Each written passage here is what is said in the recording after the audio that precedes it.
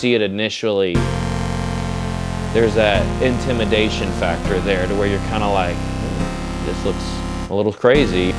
Get to the racetrack and maybe you're judging one turn to the next and you're like, man, they want us to go from here to way over there. How are we gonna do that? And then you go out there and do it and you gain this confidence that is just extraordinary. And then you just kind of keep rolling with that momentum.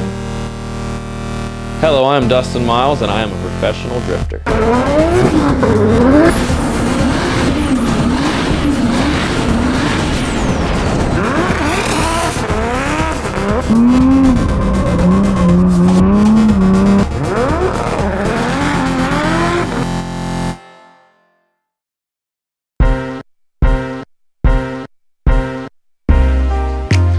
Well, my name's Dustin Miles. I'm the owner and driver of Miles of Style Racing. I currently compete in Formula Drift Pro Spec and also work really closely in our local community at our local racetracks, hosting drift clinics and helping out with the events. I basically got into drifting. In 2013, I went to my first Formula Drift event and I was sitting there watching the event with some friends, and I actually had no idea what was going on, but it was so exciting.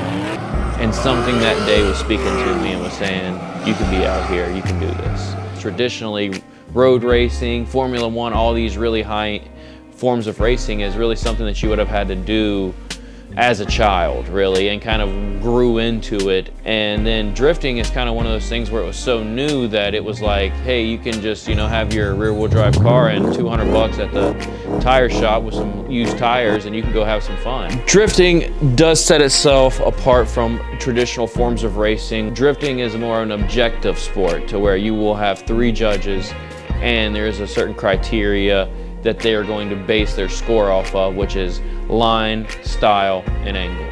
So line is how well you go through the course. So then you have 4 places on track where you either have to get as close as you can possibly to a wall or to the edge of a track, and that would give you maximum points there. And then the style version of it is how you transition, how fluid your movement is from one side to the other. And then the angle is at which how much angle you set into your turn. And then when you transition, are you able to transition to that same amount of angle fluidly without any bobbles or any kind of hiccups or anything, and that's how you're awarded maximum points. What is a drift car? It can be anything that's rear-wheel drive and manual at the core. The first thing that you tell someone that's wanting to get into drifting and learn drifting is that when you get your car, you really just want to set it up to be able to handle the spirited driving, which means getting a comfortable seat in the car so that it positions and holds you into the place that you want to be comfortably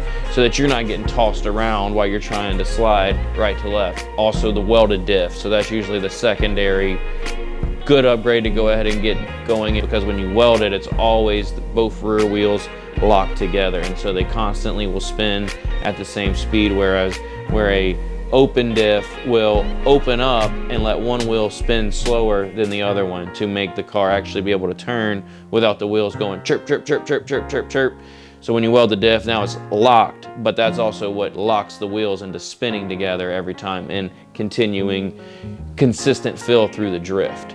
So my main arsenal right now for driving is I have a 1990 Nissan 240SX hatchback, which is my Formula Drift Pro Spec vehicle, and that has a 1.5 JZ.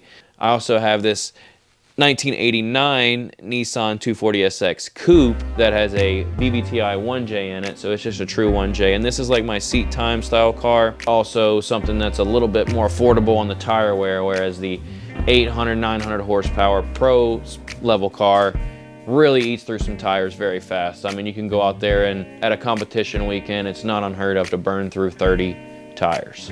So yeah, it can get expensive, but it's a lot of fun. And where else can you have that much fun at? I don't know. So I've wanted to share this experience with a lot of people. So I've started trying to develop some of a drift experience for people. So someone who might want to be getting involved in drifting, want to learn about drifting, want to try drifting. So that's why I've now also built a 350Z that is more of a beginner style car that I'll be able to take people for rides in, that is more relatable to something that they could also themselves have. One of the coolest things about drifting's culture is that drifting is basically like a rolling car show. You can take that car basically, and then remember back when you were a kid and playing with Hot Wheels cars, or if you're still an adult and play with them, I do too, it's all good.